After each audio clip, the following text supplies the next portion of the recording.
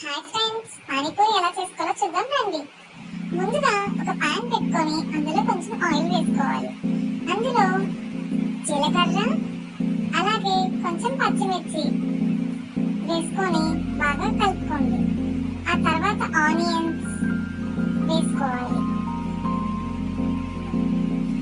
Onions fry అయ్యాక కొంచెం పసుపు అలాగే కొంచెం జింజర్ గార్లిక్ పేస్ట్ వేసుకొని బాగా ఫ్రై చేసుకోవాలి. అవి ఫ్రై అయిన తర్వాత ఒక 2 టమాటోస్ వేసుకొని కలుపుకోవాలి. ఇప్పుడు అందులోనే మనం 2 స్పూన్స్ సాల్ట్ వేసుకోవాలి.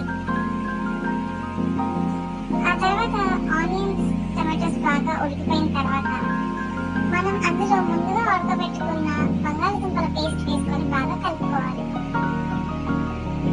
ఇప్పుడు మనం ముందు రోజు నానబెట్టుకొని ఉడకబెట్టుకొని ఉంచిన ఎల్లో పీస్ వేసుకోవాలి. ఎల్లో బఠానీ అందులో ధనియాల పొడి, జీలకర్ర పొడి, పసుపు, కారం, గరం మసాలా వేసుకొని బాగా కలుపుకోవాలి.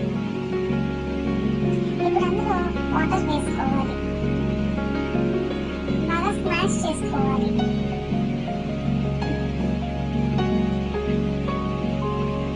ఇప్పుడు అందులో మనం కొంచెం చాట్ మసాలా వేసుకోవాలి.